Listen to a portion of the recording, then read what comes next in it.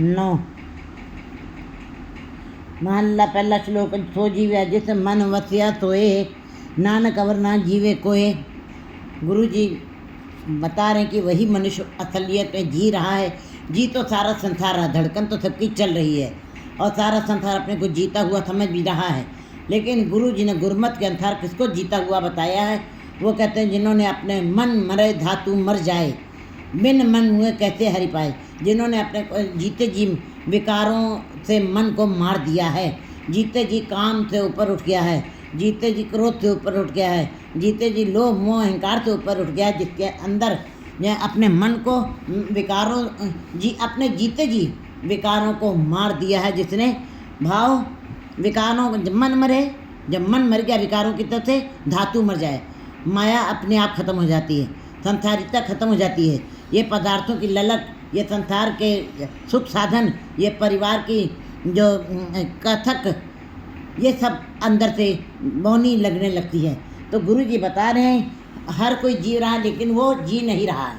असली में वो जी नहीं रहा है, वो चलते फिरता श्वास लेते हुए मुर्दा है।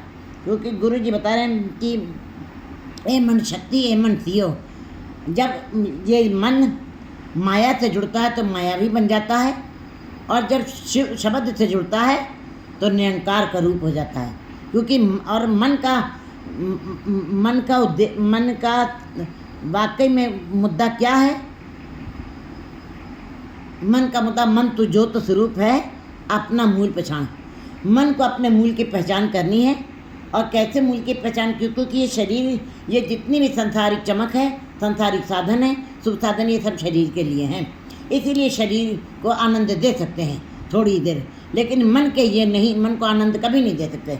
मन क्यों टेंशन में? आज इतना सब कुछ होते हुए भी तभी भी जीव क्यों संतुष्ट नहीं है? इसलिए क्योंकि मन का जो भोजन है विकारों से मुक्त करना था, वो जीव ने नहीं किया। इसीलिए गुरु जी बता रहे कि कौन असली में जी रहा है? जो सो जीव्या जिस मन वस्या सोए। वही मनुष्य जी रहा है जिसके मन में परमात्मा बस गया है। जब विकार खत्म होते हैं तभी परमात्मा बसेगा। जैसे कुआं खोदने से पहले मिट्टी बालू कंकड़ आदि निकले बगैर पानी नहीं आ सकता, निर्मल जल। इसी प्रकार अंदर से विकारों को खत्म किए बगैर तब तक परमात्मा अंदर नहीं बस सकता है। तो जीव्या जिस मन वस्या सोए। इसीलिए गुरु जी कहते हैं वही असली में जी रहा है, वही असली में वास्तविक जीवन जी रहा है, जिसके अंदर परमात्मा स्वयं बसा है, मन में बस गया है। क्योंकि पढ़ना अलग चीज़ है, सुनना अलग चीज़ है।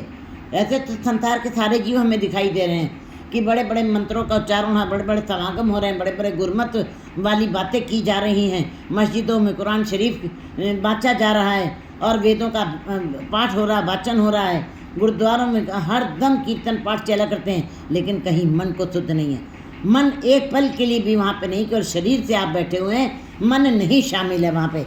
इसीलिए गुरु जी ने मन की तरफ जोर दिया है कि सुनिया मनिया मन कीता भाव अंतर्गत तीरथ मन लिया। जिसने सुना है और फिर पहले बोला है, फिर सुना है और फिर माना है, मन से मान लिया है।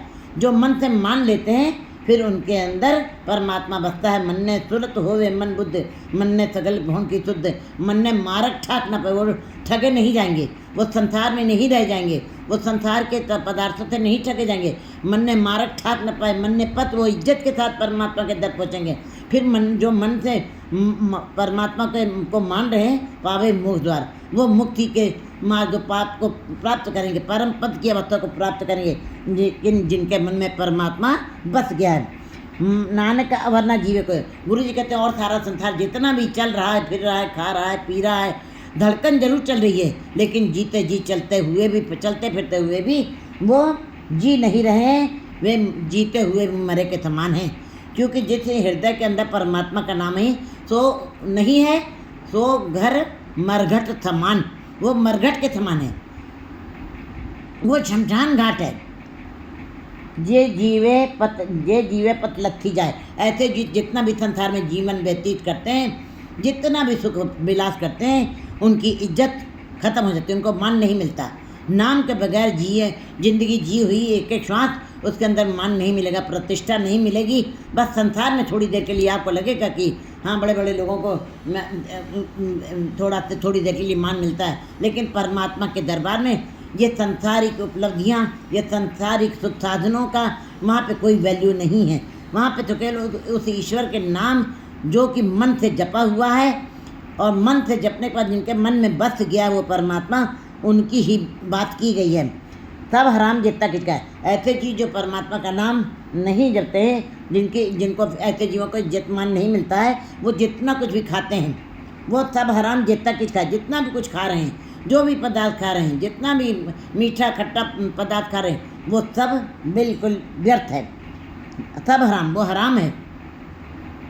वो जैसे अकृत घन होते हैं जीव, बिल्कुल वैसे ही उसका वो हराम है खाना। जो भी जितना कुछ खा रहे हैं, बहुत कुछ है, लेकिन जीव बड़ी शान के साथ कहते हैं कि हम तो 36 प्रकार के भोजन खाते हैं, लेकिन अगर जो ईश्वर का नाम नहीं है तो कहते हैं ये खाए खाए करे बद फैली, जान विसु की बाड़ी है। केवल मैले के ढेर के अलावा कुछ भी नहीं होगा।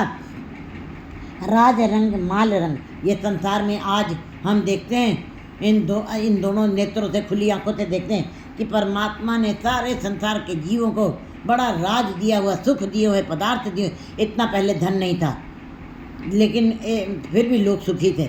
इतना पदार्थ नहीं थे, तभी भी लोग आनंद में थे। आज पदार्थ ज़्यादा है, लेकिन तृष्णाएँ नहीं खत्म हुई।